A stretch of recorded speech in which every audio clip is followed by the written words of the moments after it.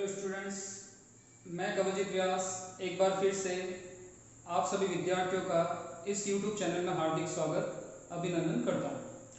जैसा कि हमने पिछले वीडियो में कक्षा 10वीं का पहला पाठ भोजन एवं मानव स्वास्थ्य के बारे में अध्ययन किया था, उसमें हमने भोजन से रिलेटेड संतुलित भोजन किसे कहते हैं, साथ ही साथ कुपोषण और कुपोषण से की कमी से होने वाले रोग जिसमें विटामिन, खनिज और प्रोटीन कुपोषण के बारे में पढ़ा था।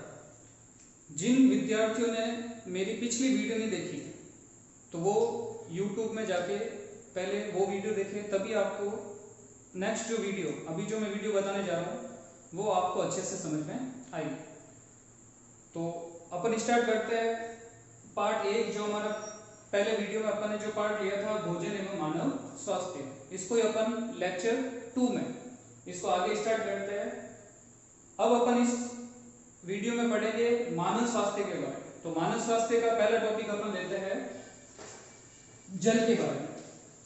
तो पहला टॉपिक यहां से स्टार्ट करते हैं अपन जल के बारे में। तो वाटर के बारे में स्टार्ट करते हैं जल, जिसको इंग्लिश में अपन क्या कहते हैं, वाटर कहते हैं। हम जानते हैं कि एक स्लोगन आपने ये सुना होगा और आप बोलते भी हो कि जल ही जीवन है, जल के बिना जीवन इम्पॉसिबल है, जीवन की कल्पना करना भी इम्पॉसिबल है, इसलिए जल हमारे लिए सबसे महत्वपूर्ण पदार्थ है। अब जल की बात करें तो जल हमें कहां से प्राप्त होता है, तो पृथ्वी पर जल जो है वो पृथ्वी के कुल भाग का कितने प्रतिशत है, 70% है। लेकिन इस 70% में से अधिकतर जो जल है वो कौन सा जल है, महासागरीय जल, महासागरीय जल। और ये जो महासागरीय जल उपस्थित है वो कैसा है, लवणीय जल। इस लवणीय जल को अपन पीने योग्य जल के रूप में उपयोग नहीं कर सकते। अब बचा जो 3% जल है, वो 3% जल जो है वो पीने योग्य जल है, जिसको अपन अलवणीय जल कहते हैं। कौन सा जल कहते हैं, अलवणीय। तो अलवणीय जल कहते हैं।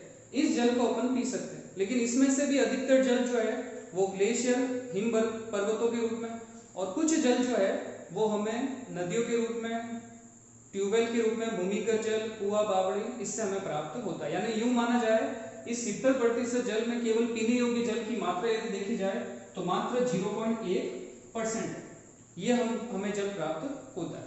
इसलिए इतनी कम मात्रा होने के बावजूद हम इस जल का लगातार अतिदोहन कर रहे हैं। तो पहली बात तो ये हमें जल का अतिदोहन नहीं करना चाहिए, आवश्यकता अनुसार इसका उपयोग करना चाहिए। अब बात करते हैं जल के बारे में। तो जल का अणुसूत्र पूछ लिया जाए, क्योंकि आप एक साइंस के स्टूडेंट हो, तो साइंस के स्टूडेंट को सबसे पहले एक प्रश्न पूछा जाता है, जल का अणुसूत्र बताओ। क्या पूछा जाता है, जल का अणुसूत्र। तो जल का अणुसूत्र यदि आपको पूछे तो जल का अणुसूत्र आप क्या लिखोगे, H2O, जिसमें हाइड्रोजन के 2 मॉलिक्यूल और ऑक्सीजन का 1 मॉलिक्यूल, ये दोनों मिलकर वाटर जल का फॉर्मेशन करते हैं। अब बात की जाए जल जो है, कौन सा जल उत्तम जल होता है, जल के अंदर इन्हें पीने योग्य जल के अंदर क्या क्या गुण होने चाहिए, उस गुण की अपन बात करते हैं। तो पीने योग्य जल के अंदर जो गुण होने चाहिए, उस गुण की यदि अपन बात करें तो कौन कौन से गुण होने चाहिए। पहला गुण जो है वो है मुख्य रूप से पीएच, यानी किसी भी जल की जो पीएच होती है, पीएच वो स्केल है जिससे किसी भी विलयन की अम्लता व क्षारीयता की क्या कर सकते हैं, पहचान कर सकते हैं। तो कुल मिला के पीएच का काम है किसी विलयन की अम्लता और क्षारीयता का क्या करना, पहचान करना, उसकी सांद्रता को मापना। यानी पीएच अम्ल और क्षारीयता की पहचान, इसकी सांद्रता को मापना है। तो अपन बात करते हैं इसमें पीएच स्केल, तो जल की जो पीएच होती है वो कितनी होनी चाहिए, 7 होनी चाहिए। पीएच यदि 7 से कम है तो वो अम्ल माना जाता है, पीएच 7 से ज्यादा है तो 7, और पीएच 7 है इसका मतलब वो विलयन जैसा है, उदासीन। यानी कहने का मतलब जल जो है उसकी विलयन की जो सांद्रता होती है, ये यूं कहे कि वो विलयन कैसा होना चाहिए, उदासीन होना चाहिए, तो अपन उसको पीने योग्य जल के रूप में ले सकते हैं। फिर बात करें दूसरा गुण, पहला गुण तो ये हो गया, दूसरा गुण क्या हो सकता है, जल के अंदर आंखों से दिखने वाले वनस्पति, आंखों से दिखने वाले जो सूक्ष्म जीव है, या जो वे जीव जो सूक्ष्म जीव आंखों से नहीं दिखते वो भी उसमें उपस्थित नहीं हो। और तीसरा यदि अपन बात करें जल के अंदर कि इसके अंदर पहला तो हो गया आपका पीएच संतुलित हो, दूसरा उसमें वनस्पति इत्यादि सूक्ष्म जीव उपस्थित नहीं, और तीसरा जल में पर्याप्त मात्रा में क्या उपस्थित होनी चाहिए, ऑक्सीजन उपस्थित होनी चाहिए। वो ही जल पीने योग्य जल है जिसमें पर्याप्त मात्रा में ऑक्सीजन उपस्थित हो। तो ये आपको ध्यान रखना है। तो पीने योग्य जल के गुण हो गए। अब बात करते हैं जल के उपयोग क्या क्या, कि भाई जल के क्या क्या उपयोग है। या जल हमारे शरीर में किस प्रकार उपयोगी सिद्ध होता है? तो जल के अपन क्या लेते हैं? उपयोग लेते हैं। तो ध्यान से सुनना, जल के क्या क्या उपयोग है। सबसे पहला उपयोग क्या है? जल हमारे शरीर के जितने भी अवशिष्ट पदार्थ है, उन अवशिष्ट पदार्थों को पसीने या मूत्र के रूप में, पसीने और मूत्र के रूप में उन अवशिष्ट पदार्थों को शरीर से क्या निकालता है? बाहर निकालता है। इसलिए आपने देखा होगा अक्सर डॉक्टर एक मशवरा देते हैं कि कम से कम किसी भी व्यक्ति को प्रतिदिन 8 से 10 लीटर जल का उपयोग करना चाहिए, ताकि उसके शरीर में जितने भी अवशिष्ट पदार्थ है वो सब क्या हो जाए? बाहर निकल जाए। दूसरा, यदि अपन बात करें उपयोग में, पहला हो गया अवशिष्ट पदार्थों को शरीर से बाहर निकालता है।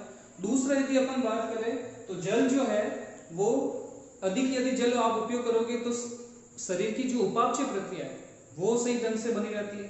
साथ ही साथ अधिक जल के उपयोग से जो आपके शरीर में अनावश्यक जो चर्बी जम जाती है, जो मोटापे का कारण बनती है, वो नहीं होता। अधिक जल के उपयोग से आपके शरीर में जो फेफड़े के संक्रमण है वो भी नहीं होते हैं। अधिक जल के उपयोग से यदि अपन बात करें कि आपके शरीर में चुस्ती और एनर्जी बनी रहती है। तो ऐसे कई जल के उपयोग है जिनको जल कई प्रकार की बीमारियों को क्या करता है? नष्ट करता है। साथ ही जल जो है एक मुख्य काम करता है, आपके शरीर के टेम्परेचर को क्या करता है? कंट्रोल करता है। आपके शरीर के तापमान को क्या करता है? नियंत्रित करता है। तो ऐसे कई सारे उपयोग है जल, इसलिए जल का उपयोग हमारे शरीर के लिए बहुत ज्यादा आवश्यक है। इसलिए हमें जल प्रतिदिन कम से कम 8 से 10 गिलास हमें जल पीना चाहिए। फिर बात करते हैं जल के दुष्प्रभाव क्या क्या है। यदि अपन दूषित जल का उपयोग करें तो उससे क्या होगा? तो मैं बात करता हूँ दूषित जल। आपने यदि दूषित जल, अब दूषित जल कौन सा है? ठहरा जल, यानी 8-10 दिन 15-20 दिन तक यदि कोई जल किसी मटके के अंदर पड़ा है, किसी गड्ढे के अंदर पड़ा है, कोई तालाब है जिसमें काफी समय तक जल स्थिर रहता है, तो उस जल के अंदर कितने ही प्रकार के बैक्टीरिया, सूक्ष्म जीव, विभिन्न प्रकार के वायरस, फंगल इन्फेक्शन बहुत सारे होते हैं। तो इसलिए वो जल दूषित जल होता है। तो उस दूषित जल से क्या क्या हो सकता है? आपके शरीर में दूषित जल पीने से टाइफाइड है, हेपेटाइटिस जिसको अपन पीलिया कहते हैं, फ्लू जैसे संक्रामक बीमारियां होने लगती है। साथ ही साथ यदि आपने दूषित जल का उपयोग किया, पहले तो हेपेटाइटिस इत्यादि फ्लू जैसी, और दूषित जल के उपयोग करने से एक रोग होता है, भयानक रोग, जिसका नाम है बाला या क्या कहा जाता है? नारू रोग कहा जाता है। तो दूषित जल पीने से कौन सा रोग होता है? बाला या नारू रोग। तो ये बाला या नारू रोग जो है ये खतरनाक रोग है जो आपके शरीर में दूषित जल पीने से होता है। अब इसका एक रोगजनक है जिसके कारण ये होता है। तो दूषित जल के अंदर ये एक कृमि उपस्थित होता है, उस कृमि का नाम है, याद रखना इंपॉर्टेंट है, ड्रैकनकुलस मेडिनेंसिस। तो ड्रैकनकुलस मेडिनेंसिस ये वो रोगजनक है जो दूषित जल में उपस्थित होता है, और ये रोगजनक एक प्रकार का क्या है? कृमि है। ये भी आपको याद रखना है, ये क्या है? कृमि। तो ये ड्रैकनकुलस मेडिनेंसिस जो है ये कृमि है जो दूषित जल में उपस्थित होता है। दूषित जल को यदि आप पियोगे तो ये कृमि आपके शरीर में पहुंचकर कौन सा रोग उत्पन्न करता है? बाला या नारू रोग। तो यहाँ से एक प्रश्न पूछा जाता है, नारू रोग या बाला रोग का रोगजनक लिखिए। ये कंपटीशन एग्जाम में चाहे और 10th बोर्ड में विशेष कर ये प्रश्न 1 नंबर का पूछा जाता है, ड्रैकनकुलस मेडिनेंसिस, बाला या नारू रोग का रोगजनक। अब अपन बात करते हैं अगला टॉपिक अपन लेते हैं इसमें मोटापा। कौन सा टॉपिक लेते हैं? मोटापा। तो वाटर का हो गया। अब अगला टॉपिक अपन लेते हैं मोटापा। मोटापा क्या होता है, किस कारण होता है और इसके दुष्प्रभाव क्या, ये चीज अपन पढ़ेंगे। तो मोटापा क्यों होता है? तो होता क्या है, हम जानते हैं, हम हमारे दैनिक जीवन में कई प्रकार के वसीय पदार्थ उपयोग में लेते हैं, घी, तेल इत्यादि कई फैट युक्त पदार्थ उपयोग में लेते हैं।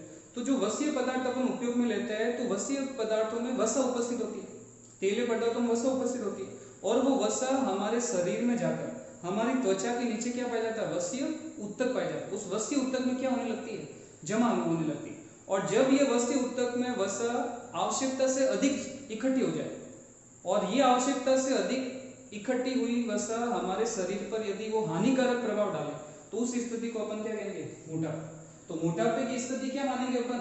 मोटापा वो स्थिति है जब हमारे शरीर की त्वचा में वसा की मात्रा आवश्यकता से क्या हो जाए? अधिक हो जाए, और वो हमारे शरीर पर क्या प्रभाव डाले? प्रतिकूल प्रभाव डाले या हानिकारक प्रभाव डाले।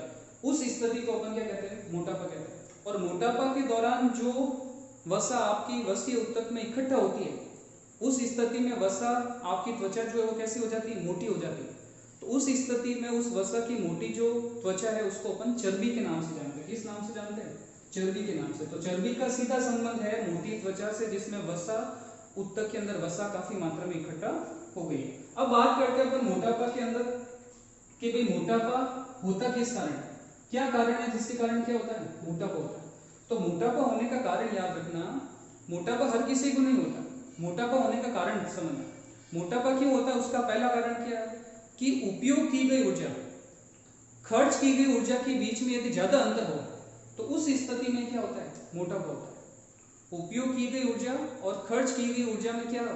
ज्यादा अंतर हो, ज्यादा डिफरेंस हो, तो उस स्थिति में मोटापा होता है। फॉर एग्जाम्पल, जैसे कि एक व्यक्ति रोजाना 500 किलो कैलोरी ऊर्जा का उपयोग करता है, लेकिन वो खर्च केवल 100 किलो कैलोरी का करता है। तो उपयोग की गई 500 किलो कैलोरी, खर्च की गई 100 किलो कैलोरी, तो जो 400 किलो कैलोरी ऊर्जा है वो उस त्वचा के नीचे वस्ती उत्तक में क्या हो जाएगी? इकट्ठा हो जाएगी। और यदि ये कार्य वो काफी समय तक करता है तो वो स्थिति के कारण क्या उत्पन्न करती है? मोटापा उत्पन्न करती है। दूसरा, जो फास्ट फूड युक्त अपन भोजन करते हैं, जैसे कि चाउमीन है, पिज्जा है, बर्गर है, मैगी है, नूडल्स है, इन सभी के अंदर फास्ट फूड, जंक फूड होता है। ये जंक फूड है और ये जंक फूड उपयोग में लेने से भी मोटापा की स्थिति उत्पन्न होती है, क्योंकि इसके अंदर वसा की मात्रा अत्यधिक होती है। साथ ही श्रमहीन जीवन, कई लोगों को आपने देखा होगा भोजन करने के तुरंत बाद वो बिस्तर पर लेट जाते हैं या एक स्थिर जगह पर बैठ जाते हैं, वो किसी भी प्रकार का श्रम नहीं करते हैं, वो भी स्थिति मोटापे की स्थिति होती है। आजकल बच्चे आपने देखा होगा, छोटे बच्चों में भी मोटापे की स्थिति बनी है, वो जंक फूड और श्रमहीन जीवन होने के कारण। तो अब बात करते हैं अपन मोटापा ज्ञात करने का सूत्र, यानी कौन सा व्यक्ति मोटा है और कौन सा व्यक्ति मोटा नहीं है, उस स्थिति का पता लगाना। अक्सर हम थोड़े से हेल्थी दिखने वाले लोगों को भी अपन मोटा कह देते हैं। तो मोटापा ज्ञात करने का एक सूत्र है, उस सूत्र को अपन किस नाम से जानते हैं? BMI। BMI में ध्यान रखना, B जो है वो है बॉडी, M जो है वो है मास और I का मतलब होता है इंडेक्स, बॉडी मास इंडेक्स। या यदि अपन बात करें हिंदी में लिखे इसको, तो हिंदी में इसका नाम हो जाएगा शरीर भार, और इंडेक्स को कहा जाता है सूचकांक। तो शरीर भार सूचकांक। अब इसका सूत्र क्या है? BMI का सूत्र। तो BMI का सूत्र है, याद रखना BMI का सूत्र, तो BMI का सूत्र है भार बट्टा लंबाई। BMI का सूत्र क्या है? भार बट्टा लंबाई। अब भार बट्टा लंबाई है क्या? तो ध्यान रखना, भार जो है उसका मान हमेशा किसमें लेना आपको? किलोग्राम। भार का मान किसमें लोगे आप? किलोग्राम। और दूसरा लंबाई का मान हमेशा किसमें लेना आपको? मीटर स्क्वायर में। ये ध्यान रखें, भार किलोग्राम में लेना और लंबाई किसमें लेनी है? किलोग्राम। अब यदि ध्यान रखना, यदि BMI का मान, BMI का यदि मान 25 किलोग्राम प्रति मीटर स्क्वायर से कम हो, 25 किलोग्राम प्रति मीटर स्क्वायर से क्या हो? कम है, तो वो मोटापे की पूर्व स्थिति, कि भाई अब यदि ज्यादा वसा भोजन किया तो मोटापे की स्थिति आ सकती है, लेकिन मोटापे की पूर्व स्थिति, लेकिन वो व्यक्ति मोटा नहीं है। और यदि ये मान 30 किलोग्राम प्रति मीटर स्क्वायर से क्या हो? अधिक हो, ज्यादा हो, तो वो मोटापे की स्थिति कहलाती है। तो यानी BMI का मान यदि 25 किलोग्राम प्रति मीटर स्क्वायर से कम हो तो मोटापे की पूर्व स्थिति, और यदि इससे अधिक हो तो मोटापे की स्थिति वो कहलाती है। फॉर एग्जाम्पल, यदि कोई व्यक्ति, एक व्यक्ति है, ये व्यक्ति जो है वो माना कि 3 फुट का है। कितना फुट का है? 3 फुट का। एक व्यक्ति 3 फुट का है और इसका जो भार है, लंबाई तो होगी 3 फुट। यदि अपन लंबाई की बात करें तो लंबाई तो होगी 3 फुट। भार की बात करें तो भार वो 60 किलोग्राम। अब मुझे बताना है कि ये व्यक्ति मोटापे की स्थिति में है या नहीं। अब यदि अपन बात करें तो BMI से निकल गए, तो BMI का सूत्र क्या है? BMI का सूत्र है भार, भार कितना यहाँ पर? 60 किलोग्राम, 60 बट्टा लंबाई, लंबाई कितना है? 3 फुट, और अपन को किसमें लेना है? मीटर में। तो आपको याद रखना है 3 फुट जो है वो कितने मीटर के बराबर होता है? 1 मीटर के बराबर। 3 फुट का मान कितने मीटर के बराबर होता है? 1 मीटर के बराबर। तो कितने फुट है? जैसे लंबाई यदि अपन माने तो लंबाई यहाँ पर ले लेते हैं अपन 6 फुट। कितने ले रहे हैं लंबाई? लंबाई अपन ले रहे हैं उसकी 6 फुट। 3 की जगह मैंने कितना लिख दिया? 6 फुट ले लेते हैं। तो 6 फुट में कितने मीटर हो गए? 3 फुट में 1 मीटर, तो 6 फुट में कितने मीटर हो गए? 2 मीटर। तो इसका मतलब यहाँ पर जो लंबाई का मान रखना है मुझे 2 मीटर, और 2 मीटर स्क्वायर है, इसका मतलब 2 का स्क्वायर कितना हो जाएगा? 4। तो 60 बट्टा हो जाएगा 4 2 का स्क्वायर 4, 60 का 60 और 4 का 60 में आप काटोगे तो 15। इसका मतलब ये जो बीएमआई का मान आया है वो 15 किलोग्राम प्रति मीटर स्क्वायर है, जो कि 25 किलोग्राम प्रति मीटर स्क्वायर से क्या है, कम है। इसका मतलब वो व्यक्ति मोटापे की स्थिति में नहीं है। तो इस प्रकार अपन इस बीएमआई सूत्र की सहायता से अपन किसी भी व्यक्ति के मोटापे की पूर्व स्थिति या मोटापे की स्थिति अपन याद कर सकते हैं। अब मोटापा जो है वो होता है, तो मोटापे के दुष्प्रभाव क्या है? मोटापे की यदि अपन बात करें उसके क्या क्या दुष्प्रभाव है, तो मोटापा आपके शरीर की जो रुधिर वाहिका है, मुख्य रूप से धमनी, उसको क्या कर देता है, पतला कर देता है। यानी रुधिर वाहिकाओं की भित्तियों को तो वो कर देगा मोटा, और जब भित्तियां मोटी हो जाएगी तो भित्तियां मोटी होने के कारण क्या होगा, भित्तियां मोटी होने के कारण रुधिर वाहिकाओं के अंदर का जो स्पेस है, रिक्त स्थान है, वो कम हो जाएगा। और रुधिर वाहिकाओं का काम है रुधिर को आगे ले जाना, तो रुधिर सही ढंग से आगे नहीं पहुंच पाएगा, जिससे व्यक्ति के अंदर अन्य अंगों, तो जैसे मुख्य अंगों से मस्तिष्क है, हृदय है, यकृत है, लीवर है, इन अंगों तक, गुर्दे है, इन अंगों तक ऑक्सीजन नहीं पहुंच पाएगा, क्योंकि रुधिर ही ऑक्सीजन को पहुंचाता है। तो जब रुधिर की कमी हो जाएगी तो ऑक्सीजन की कमी, जिससे वो धीरे धीरे काम करना बंद हो जाएंगे और हार्ट अटैक जैसी गंभीर समस्या उत्पन्न हो जाती है, गंभीर रोग उसके अंदर हो जाते हैं। तो मोटापा ऐसे कई रोगों को जन्म देता है। और मोटापा यदि किसी व्यक्ति को है तो उसकी उम्र भी लगभग उसकी वास्तविक उम्र से लगभग क्या हो जाती है, आधी हो जाती है। तो ऐसे व्यक्ति जिनको मोटापे की स्थिति है वो अपने जीवन यापन यानी तय सीमा का जीवन यापन पूरा करने से पहले क्या हो जाते हैं, डेथ हो जाती है, मृत्यु हो जाती है। तो उसका कारण मोटापा। साथ ही जो मोटापा है वो जंक फूड इत्यादि खाने से होता है। अक्सर बच्चों के अंदर मोटापे की जो स्थिति हो रही है वो जंक फूड खाने से हो रही है, इसलिए अपने को जंक फूड से क्या होना है, बचना है। अब बात करते हैं अपन, और साथ ही साथ मोटापे को दूर भगाना है। तो सबसे पहला काम है मोटापे को दूर भगाने के लिए श्रम युक्त जीवन, ज्यादा से ज्यादा परिश्रम करें, कम से कम 5 किलोमीटर कम से कम आपको एक दिन में दौड़ लगानी है या रन करना। इससे क्या होगा, आपके शरीर में जो चर्बी इकट्ठी हो रही, वसा इकट्ठी हो रही, वो क्या हो जाएगी, खर्च हो जाएगी। अब बात करते हैं अपन, मोटापा तो हो गया, अब अपन मुख्य टॉपिक लेते हैं इस पूरे लेसन का, रक्तदाब। क्या लेते हैं, रक्तदाब। सबसे इंपॉर्टेंट टॉपिक है अभी। वैसे सब बहुत सारे सभी इंपॉर्टेंट ही है, लेकिन ये काफी इंपॉर्टेंट प्रश्न पूछा गया है, रक्तदाब, जिसको सामान्यतः हम इंग्लिश में क्या लिखते हैं, ब्लड प्रेशर। इसको इंग्लिश में भी आपको याद रखना है, ब्लड प्रेशर के बारे में आपको याद रखना है। तो ब्लड प्रेशर जिसको सामान्यतः अपन यहाँ से बी और यहाँ से पी, अपन इसको सामान्यतः किससे निरूपित करते हैं, बीपी से भी निरूपित करते हैं। बीपी का मतलब क्या, ब्लड प्रेशर, रक्तदाब। अब रक्तदाब की यदि अपन बात करें तो रक्तदाब जो है इसको सबसे पहले इसको सबसे पहले परिभाषित किसने किया था। तो यदि प्रश्न पूछते कि रक्तदाब की परिभाषा सबसे पहले किसने दी थी, तो याद रखना रक्तदाब की परिभाषा ये दी थी कापलन ने। किसने दी थी, कापलन। कहीं कॉपलन लिखा होता है, कहीं कापलन लिखा होता है, आप कापलन याद रखें।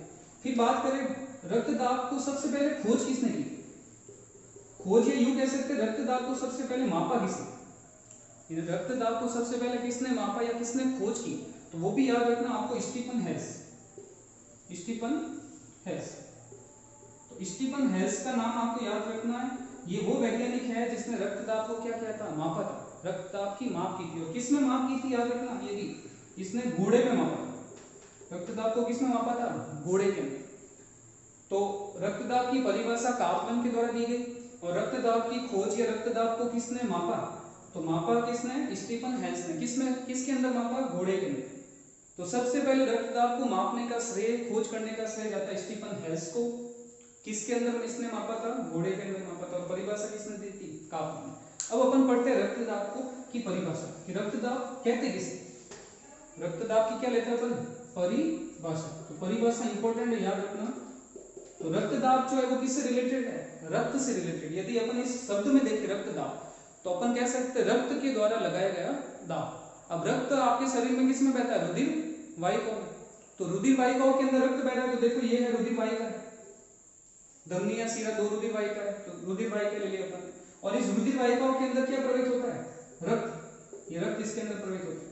अब रक्त जब रुधिर वाहिकाओं के अंदर प्रवेश होता है तो रक्त क्या करता है, रुधिर वाहिकाओं की जो भित्ति है, इस भित्ति पर क्या लगाता है, दाब लगाता है। इस भित्ति पर क्या लगाता है, दाब। आपने देखा होगा कि जैसे आपने घर के अंदर जो पानी का पाइप है, उस पानी के पाइप को जब अपन मोटर से कनेक्ट करते हैं और मोटर को चालू करते हैं, तो चालू करने से पहले पानी का जो साइज है वो थोड़ा छोटा होता है, लेकिन जैसे उसके अंदर पानी निकलता है तो उसका साइज क्या हो जाता है, मोटा हो जाता है। तो मोटा क्यों हो गया, साइज क्यों बढ़ गया? उस बढ़ने का कारण है कि पानी जो है वो उस पाइप की दीवारों पर क्या लगा रहा है, दाब लगा रहा है। वही दाब हमारे शरीर में रक्त रुधिर वाहिकाओं की भित्ति पर क्या लगाता है, दाब लगाता है। तो क्या बोलेंगे, रुधिर द्वारा, ये इसके अंदर क्या प्रवाहित हो रहा है, रुधिर। तो क्या बोलेंगे, रुधिर द्वारा, रुधिर वाहिका, ये क्या है, रुधिर वाहिका। यहां मैं लिख देता हूं रुधिर वाहिका, तो ये है रुधिर वाहिका। तो रुधिर द्वारा रुधिर वाहिकाओं की जो भित्ति है, इस भित्ति के विरुद्ध, देखो रुधिर वाहिका है किस ओर दाब लगा रही, अंदर की ओर। रुधिर वाहिका है, दाब लगा रही अंदर की ओर। रुधिर किस ओर दाब लगा रहा है, बाहर की ओर। तो रुधिर वाहिका है कि भित्ति अंदर की ओर दाब लगा रही, रुधिर बाहर की ओर। इसका मतलब ये दाब इस भित्ति के विरुद्ध लगा है। तो अपन क्या बोलेंगे, रुधिर द्वारा रुधिर वाहिकाओं की भित्ति के विरुद्ध लगाया गया दाब क्या कहलाता है, रक्त दाब कहलाता है। या फिर अपन यूं कह सकते हैं, रुधिर द्वारा रुधिर वाहिकाओं की भित्ति पर लगाया गया दाब क्या कहलाता है, रक्त दाब कहलाता है। तो ये रक्त दाब की परिभाषा आपको याद करनी है, रुधिर द्वारा रुधिर वाहिकाओं की भित्ति पर लगाया गया दाब या रुधिर द्वारा रुधिर वाहिकाओं की भित्ति के विरुद्ध लगाया गया दाब। इसे अपन क्या कहते हैं, रक्त दाब। अब बात करते हैं अपन रक्त दाब के प्रकार के बारे में। तो रक्त दाब दो प्रकार का होता है, कौन कौन सा? तो अपन लेते हैं रक्त दाब के प्रकार। तो रक्त दाब दो प्रकार का होता है, एक तो होता है प्रकुंचन दाब। पहला प्रकार कौन सा होता है, प्रकुंचन दाब। तो पहला प्रकार होता है प्रकुंचन दाब, जिसको इंग्लिश में कौन से नाम से जाना जाता है, सिस्टोलिक दाब, सिस्टोलिक प्रेशर, ये भी आपको याद रखना है। और दूसरा जो होता है वो होता है अनुशीतलन दाब। कौन सा दाब होता है, अनुशीतलन दाब, जिसको सामान्यतः इंग्लिश में क्या बोला जाता है, डायस्टोलिक दाब, डायस्टोलिक प्रेशर। तो आपको ये इंग्लिश में भी याद रखना है, क्योंकि इंग्लिश से भी कई बार प्रश्न पूछे जाते हैं इंग्लिश शब्द से, सिस्टोलिक डायस्टोलिक। तो याद कैसे करना है, समझना। प्रकुंचन को सामान्यतः आप संकुचन भी कह सकते हो, प्रकुंचन को सामान्यतः आप क्या ले सकते हो, संकुचन भी ले सकते हो। चाहे प्रकुंचन लो चाहे संकुचन लो, दोनों एक ही बात है। तो प्रकुंचन और संकुचन दोनों एक ही। अब बात करते हैं पहले प्रकुंचन का। अब होता क्या है, आपको पता है कि मुझे पाइप में यदि पानी पहुंचाना आगे, तो उसके लिए मुझे मोटर का चलना आवश्यक है। बिना मोटर के मैं पाइप से पानी या अपने पहले फ्लोर से चौथे फ्लोर या फोर्थ फ्लोर पर मैं पानी नहीं चढ़ा सकता हूँ। तो इसके लिए मुझे क्या करना पड़ेगा, एक मोटर की आवश्यकता होगी। तो उसी प्रकार की मोटर हमारे शरीर में, मोटर का काम करता है हृदय। तो हृदय क्या करता है, हृदय का काम है रुधिर वाहिकाओं में रुधिर को धक्का देना। हृदय के अंदर रुधिर बढ़ता है और बढ़ने के बाद हृदय क्या होता है, संकुचित होता है। और संकुचित होते यानी वो कॉन्ट्रैक्शन होता है, उसका संकुचन होता है, सिकुड़ता है। और सिकुड़ते ही वो क्या होता है, रक्त जो है वो आगे की ओर बहता है। तो दो कंडीशन है, पहली कंडीशन प्रकुंचन दाब, संकुचन दाब। अब देखो सिस्टोलिक का स, सिस्टोलिक का अपन क्या लिया, यहाँ से स और यहाँ से भी क्या है स, और स का मतलब क्या करना, संकुचन। तो सिस्टोलिक का स यानी संकुचन, और संकुचन का मतलब हृदय की भित्तियां क्या होगी, सिकुड़ेगी। और जब हृदय की भित्तियां सिकुड़ेगी तो सिकुड़ने के दौरान रक्त क्या होगा, तेजी से रुधिर वाहिकाओं में बहेगा। और उस स्थिति में रुधिर वाहिकाओं की भित्ति पर जो दाब लगाएगा वो दाब क्या कहलाएगा, प्रकुंचन या संकुचन दाब कहलाएगा।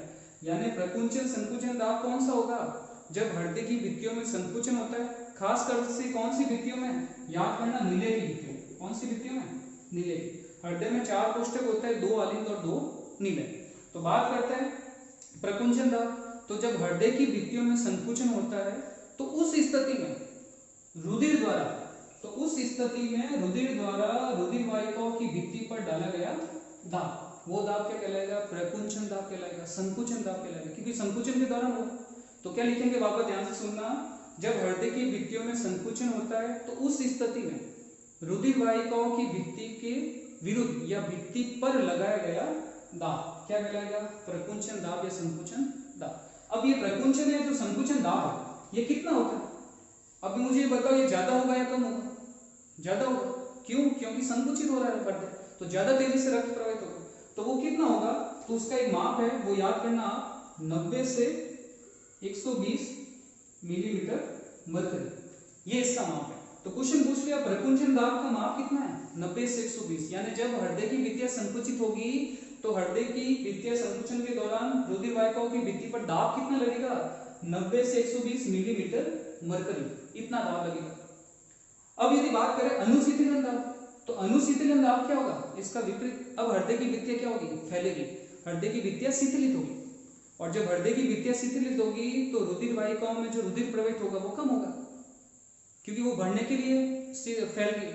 तो जब हृदय की भित्तियां फैलेगी, शिथिल अवस्था में होगी, तो उस स्थिति में रुधिर वाहिकाओं में जो रुधिर प्रवाहित होगा वो कम होगा। तो उस स्थिति में रुधिर द्वारा रुधिर वाहिकाओं की भित्ति पर डाला गया दाब क्या कहलाएगा, अनुशीतलन दाब। तो अनुशीतलन दाब की परिभाषा, जब हृदय की भित्तियां फैलती या शिथिल अवस्था में होती है तो उस स्थिति में रुधिर द्वारा रुधिर वाहिकाओं की भित्ति पर लगाया गया दाब अनुशीतलन दाब कहलाएगा। और ये ऑब्वियसली कम होगा क्योंकि हृदय फैल रहा, हृदय की भित्तियां फैल गई। तो ये कितना होगा, याद रखना 60 से 80 मिलीमीटर मरकरी। तो इसका मान कितना होगा, 60 से 80 मिलीमीटर मरकरी, ये इसका मान होगा। अब यदि अपन बात करें इसमें कि रक्तदाब की जो सीमा है, यानी एवरेज कितना रक्तदाब, अपन बोलते हैं भाई ब्लड प्रेशर कितना होना चाहिए किसी स्वस्थ व्यक्ति का, तो ब्लड प्रेशर की जो सीमा है, जो रेंज है, वो सीमा आप याद रखना ब्लड प्रेशर की कितनी होती है, 120/80 मिलीमीटर मरकरी।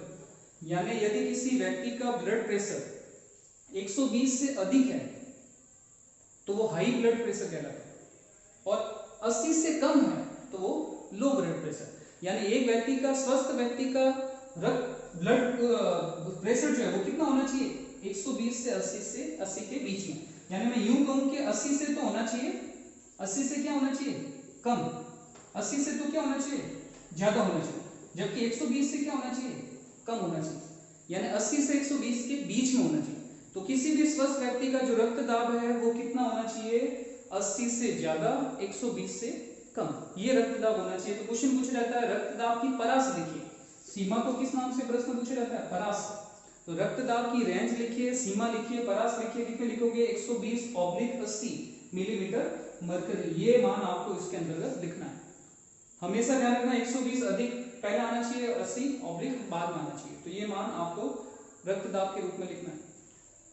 अब बात करें यदि रक्तदाब 120 से अधिक हो गया, 120 से अधिक, तो वो कहलाता है उच्च रक्तदाब, जिसको अपन इंग्लिश में हाई ब्लड प्रेशर कहते हैं। और यदि 80 से कम हो गया तो अपन उसको बोलते हैं निम्न रक्तदाब, लो ब्लड प्रेशर। तो आपने कई बार सुना होगा बीपी हाई हो गई है, बीपी लो हो गई, इसका मतलब क्या है। यदि बीपी हाई का मतलब है तो 120 से अधिक हो गई, और बीपी लो का मतलब है 120 से कम हो गई। तो ये किस यंत्र के द्वारा इसको मापा जाता है, तो उस यंत्र का नाम भी आपको याद रखना है, रक्तदाब को मापने वाला यंत्र। रक्तदाब को मापने वाला क्या है, यंत्र। तो रक्तदाब को मापने वाले यंत्र का नाम आपको याद रखना है स्पाइगनोमैनोमीटर। कौन सा यंत्र है, स्पाइगनोमैनोमीटर। स्पाइगनोमैनोमीटर, या फिर इसको हिंदी में क्या कहते हैं, रक्तचाप मापी यंत्र। इसको क्या बोलेंगे अपन, रक्तचाप मापी यंत्र। तो दोनों याद कर सकते हो, क्वेश्चन पूछ लिया रक्तदाब को मापने का यंत्र कौन सा है, क्या किस नाम से जाना जाता है, स्पाइगनोमैनोमीटर या रक्तचाप मापी यंत्र। आपने अक्सर देखा होगा जिस व्यक्ति का ब्लड प्रेशर मापना होता है उस व्यक्ति को डॉक्टर क्या करता है, पास में पट्टा बांधता है, काले रंग का पट्टा बांधता है या हरे रंग का पट्टा बांधता है, और अपने हाथ के अंदर एक प्रेशर जैसा कोई एक्यूप्रेशर जैसा पदार्थ लेता है। उसके बाद क्या करता है, उसको दबाता है। दबाने के दौरान वो क्या कर रहा है, इसके अंदर पट्टे के अंदर हवा भर रहा है, जिससे क्या हो जाएगी, रुधिर वाहिकाएं संकुचित हो जाएगी। फिर वो धीरे धीरे उसको क्या करता है, प्रेशर को रिलीज करता है, और प्रेशर को रिलीज करने के दौरान धीरे धीरे उसका रक्तदाब क्या होता है, नॉर्मल होता है। यदि वो रक्तदाब 120 से ऊपर ही है तो हाई ब्लड प्रेशर, और यदि वो रक्तदाब 80 से कम चला गया तो लो ब्लड प्रेशर, और यदि 80 और 120 के बीच में रहा तो वो रक्तदाब की नॉर्मल स्थिति है। तो रक्तदाब को मापने वाला यंत्र स्पाइगनोमैनोमीटर, रक्तचाप मापी यंत्र। और इसकी परास यदि आपको पूछे तो परास क्या है, अभी मैंने बताया आपको 120/80 मिलीमीटर मरकरी ये होती है। अब बात करते हैं उच्च रक्तदाब होने का क्या कारण है। सबसे ज्यादा कौन सा रक्तदाब होता है, उच्च रक्तदाब। तो उच्च रक्तदाब होने का पहला कारण क्या है, जब रक्तदाब किससे अधिक हो जाए, 120 से अधिक हो गया तो उच्च रक्तदाब। अब इसका होने का कारण सुनो। सबसे पहला कारण है अति तनाव, जब तनाव की स्थिति में अपन होते हैं तब। दूसरा यदि अपन बात करें जब क्रोध, अपन को गुस्सा आता है तब, भ्रम होता है किसी के ऊपर, डर की स्थिति में, साथ ही साथ नशीले पदार्थों का उपयोग करने से भी रक्तदाब हाई ब्लड प्रेशर होता है, मैदे की चीजें खाने से भी हाई ब्लड प्रेशर होता है, अधिक यदि भोजन यदि आपने किया अधिक भोजन यदि आपने किया है तो अधिक भोजन करने से भी हाई ब्लड प्रेशर हो सकता है। यदि आप दौड़ते हुए किसी डॉक्टर के पास गए तो उस स्थिति में भी हाई ब्लड प्रेशर हो सकता है।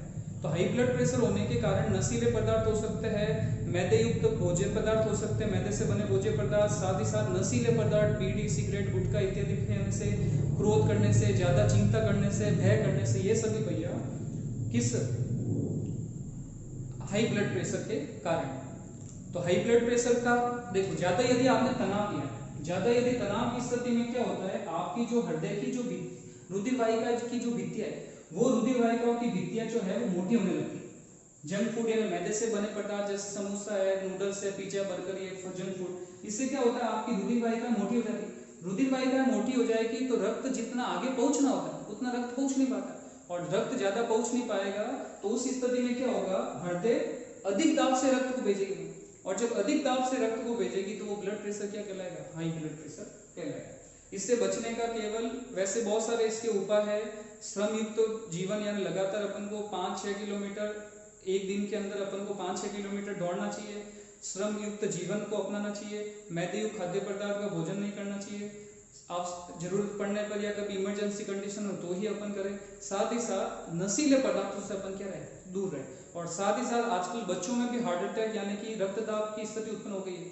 तो वो किस कारण होती है, चिंता करने से, गुस्सा करने से। आजकल बच्चों को गुस्सा बहुत ज्यादा आता है, तो गुस्सा कंट्रोल करोगे तो उस स्थिति में आपको हाई ब्लड प्रेशर की स्थिति नहीं उत्पन्न होगी। साथ ही साथ निम्न रक्तचाप यदि देखें तो निम्न रक्तचाप कब होगा, जब 80 मिलीमीटर से वो क्या हो जाए, कम हो जाए। तो निम्न रक्तचाप कब होता है, तो जब दुर्घटना के दौरान आपके शरीर में रक्त की क्या हो गई, कमी हो गई, तो उस स्थिति में रुधिर वाहिकाओं में रक्त कम हो जाएगा, रक्त कम होगा तो रक्तदाब कम लगेगा, तो उस स्थिति में साथ ही साथ शल्य क्रिया, ऑपरेशन के दौरान भी कभी कभी क्या हो जाता है, रक्त की कमी हो जाती है, क्योंकि अंगों के चीरने फाड़ने से रक्त बाहर निकल जाता है, जिसके कारण हो सकता है। निम्न रक्तदाब होने के चांसेस कम होते हैं, ज्यादा रक्तदाब कौन सा होता है, उच्च रक्तदाब। अब बात करते हैं, यदि अपन बात करें रक्तदाब के बारे में, अपन ने काफी चीजें इसके अंतर्गत जान ली। अब मैं बात करता हूँ हार्ट अटैक की, क्योंकि हार्ट अटैक किस कारण आता है। तो हार्ट अटैक आता है, आप जानते हैं हृदय हमारे शरीर का एकमात्र ऐसा अंग है जो निरंतर कार्य करता है, 24 घंटे जब तक जीवित रहता है तब तक कार्य करता है। उसका कारण क्या है, हृदय के अंदर सार्कोप्लाज्मा नामक एक पदार्थ पाया जाता है, साथ ही हृदय के अंदर माइटोकॉन्ड्रिया की संख्या क्या होती है, अधिक होती है। तो माइटोकॉन्ड्रिया हमारे शरीर में ऊर्जा का केंद्र है, ऊर्जा का शक्ति ग्रह है, तो लगातार वो ऊर्जा हृदय को देता रहता है, जिससे हृदय कभी थकता नहीं है, और साथ ही साथ उसमें रुधिर वाहिकाएं अधिक से अधिक ऑक्सीजन पहुंचाती रहती है, जिसके कारण ऊर्जा की आपूर्ति होती रहती है, तो इसलिए वो कभी नहीं थकता। लेकिन हार्ट अटैक कब आता है, हार्ट अटैक कब आता है, जब हृदय, आपको पता है हृदय की एक मांसपेशी से मिलकर बना, उस मांसपेशी को कहते हैं हृदय पेशी। अब हृदय पेशी में रक्त लगातार हृदय को पहुंचा है, तो हृदय पेशी का काम है रक्त हृदय को क्या करना, पहुंचाना। तो उस स्थिति में जब आपके शरीर में हाई ब्लड प्रेशर की स्थिति उत्पन्न हो गई, तो हाई ब्लड प्रेशर की स्थिति में रुधिर वाहिका मोटी हो जाएगी, हृदय पेशी मोटी हो जाएगी। हृदय पेशी यानी हृदय की जो रुधिर वाहिका है जो हृदय के अंदर जा रही है, हृदय की भित्तियों के अंदर जो रुधिर वाहिका जा रही है, जो हृदय को रक्त की सप्लाई कर रही है कार्य करने के लिए, तो उस स्थिति में उन हृदय की रुधिर वाहिकाओं की, हृदय के अंदर जो रुधिर वाहिका जा रही है उनमें ऑक्सीजन यानी रक्त की क्या हो जाएगी, कमी। रक्त ऑक्सीजन को लेके जा रहा है, तो ऑक्सीजन की क्या हो जाएगी, कमी। ऑक्सीजन का काम है रक्त में भोजन को तोड़ना और इससे एनर्जी देना। तो इस स्थिति में हृदय में जब रक्त की कमी हो गई तो ऑक्सीजन कम पहुंचेगा, भोजन कम पहुंचेगा, तो ऑक्सीजन भोजन को तोड़कर कम ऊर्जा देगा, और जब हृदय में ऊर्जा की कमी हो गई तो आपको पता ही है हृदय में जब ऊर्जा की कमी हो गई हृदय रुक रुक कर चलेगा। आपने देखा होगा मशीन में अपन पानी भरते और अचानक से टंकी में पानी खत्म हो गया, जिससे अपन पानी निकाल रहे, तो आपने देखा होगा झटके के साथ पानी को बाहर निकाल दे। तो वो स्थिति हृदय की, हृदय में जब ऑक्सीजन रुधिर कम पहुंचेगा तो झटके के साथ क्या होता है, झटकेगा, और उस झटके को अपन क्या कहते हैं, हार्ट अटैक कहते हैं। तो हार्ट अटैक अक्सर हाई ब्लड प्रेशर वाले लोगों को आता है। क्यों आता है उसका कारण मैंने आपको बता दिया। तो आज हम यहीं तक पढ़ेंगे। तो अपन ने कौन कौन सा टॉपिक पढ़ा है आज अपन ने पढ़ा है सबसे पहला पानी, पानी के बारे में, पानी के गुण क्या होने चाहिए, दूसरा दूषित पानी के क्या क्या दुष्प्रभाव है, और पानी पीने के क्या क्या आपको लाभ होते हैं वो अपन ने बताया। साथ ही मोटापा क्यों होता है, मोटापे का कारण, मोटापा मापने का सूत्र अपन ने लिया, और साथ ही साथ मुख्य इंपॉर्टेंट टॉपिक अपन ने लिया रक्तदाब, ब्लड प्रेशर। तो ये 3 टॉपिक अपन ने इंपॉर्टेंट लिए हैं। उसमें सबसे इंपॉर्टेंट ब्लड प्रेशर का पूछा जाता है, ये भी आपको याद रखना है। हाई ब्लड प्रकुंचन दाब 2 प्रकार का होता है, सिस्टोलिक और डायस्टोलिक के बारे में आपको याद रखना है। दूसरा अब इसमें याद क्या रखना है, रक्त दाब की खोज किसने की, सबसे पहले इसको परिभाषित किसने किया, तो खोज या मापने का काम किया था स्टीफन हेंस ने घोड़ों में।